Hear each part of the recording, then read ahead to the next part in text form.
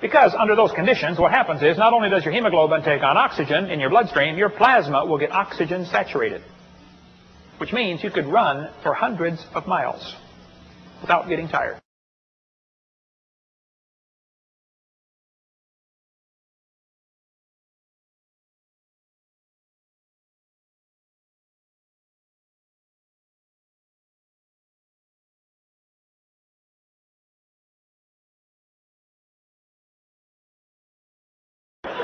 I think before the flood came, things were just a lot different, okay?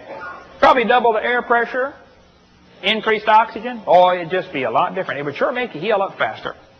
How many of you remember baby Jessica that fell down in the well in Texas back in '87? She was down there for 2.5 days. It was an amazing rescue. When they finally got her out of there, lots of her body had turned black from lack of circulation. One doctor said, we have to cut her leg off immediately because it's all black from no circulation. Another doctor said, hey, before we start cutting things off, let's try putting her in a hyperbaric oxygen chamber. Normally, they used to use these just for scuba divers. If they come up too fast to get the bends, they pressurize them, to get rid of the air bubbles in the blood. They put Jessica in one of these chambers, filled it up full of pure oxygen, and pumped it up to double normal pressure. Within a few hours, her leg turned pink. They restored circulation. In West Germany, they're treating stroke patients with hyperbaric oxygen and getting incredible healing from strokes. In England, they're treating multiple sclerosis. Many diseases around the world are now being treated with just hyperbaric oxygen, adding air pressure, finding unbelievable results. Probably the whole world had that before the flood. You wouldn't need a chamber. The whole world, you're living in it the whole time. In India, they're treating leprosy with hyperbaric oxygen. Here's a kid being treated for cerebral palsy with a hyperbaric oxygen hood.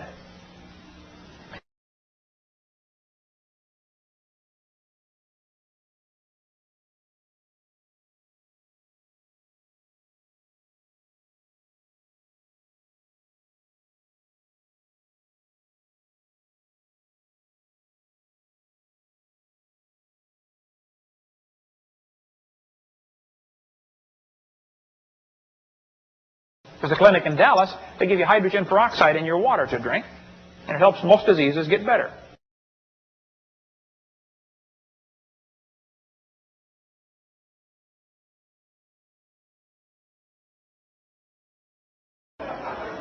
Dr. Kiyomori in Japan started raising tomato plants with a special filter that filtered out UV light. He got a machine that follows the sun all day, and it sends light down, fiber optic cable, and he sprays light on his plants. They set it up for Expo 85 in Japan over there, and someone told me that he also pressurized carbon dioxide to the stem of the plants.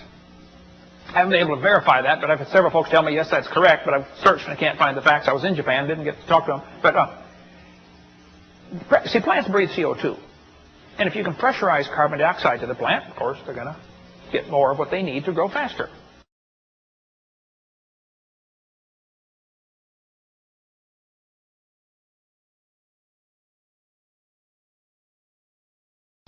They expected Dr. Kiyomori's tomato plant might produce 10,000 tomatoes.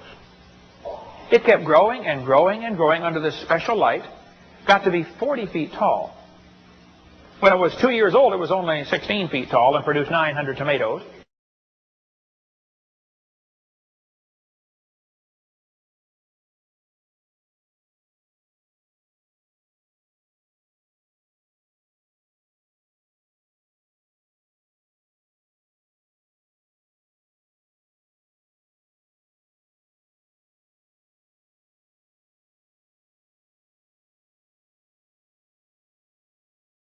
I was debating a woman, named Eugenia Scott.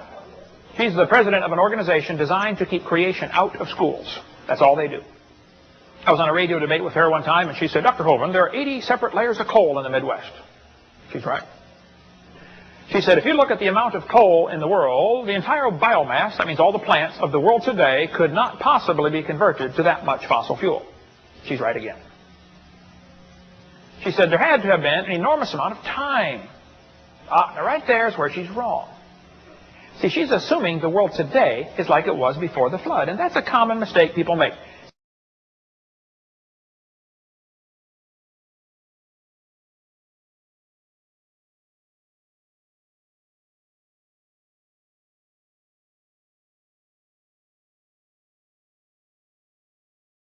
One professor said, Hovind, if there was a worldwide flood, where did it all go?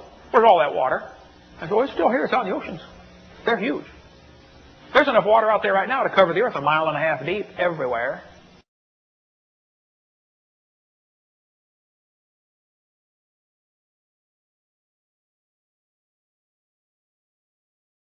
But this canopy of water over the earth would block out UV light. It would block out X-rays. See, the sun puts off a lot of stuff besides light. It puts off X-rays and gamma rays and beta rays.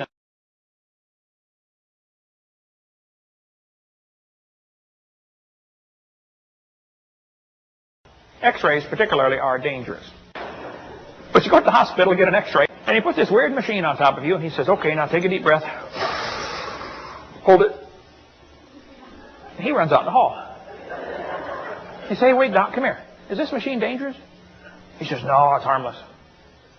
You say, if it's harmless, Doc, how come you got a lead apron on and you're running out behind a lead-plated wall?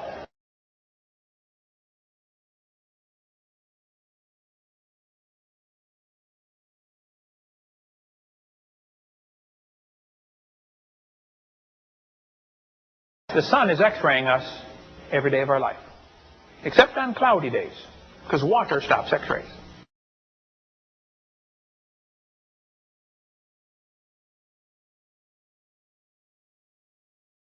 Before the flood, they lived over 900 years.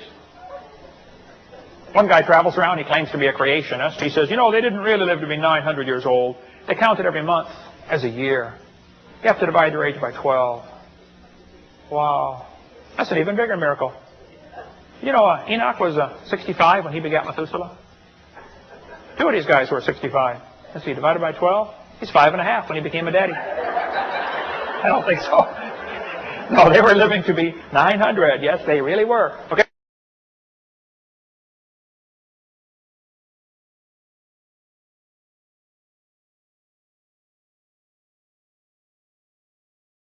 Were there really giants on the earth over 10 feet tall? The Bible says there were giants in the earth in those days. I think it says that because there were giants in the earth in those days. Here's me by Robert Wadlow, tallest man in this century. That's a statue. He died in 1940, but he's almost 9 feet tall, 8'11" and a quarter. There's Robert with his dad and his brother. Family portrait. Big fella. Robert was 5'6" when he was 5 years old. When he was 12, he was the world's tallest Boy Scout at 7'4". He weighed 500-some pounds. Doesn't look fat, does he? We would say, man, that guy's gigantic. Well, I think maybe before the flood they got even bigger than that. There's a skeleton of a man 11 feet 6 inches tall. Well, long, not tall. He's laying down now. But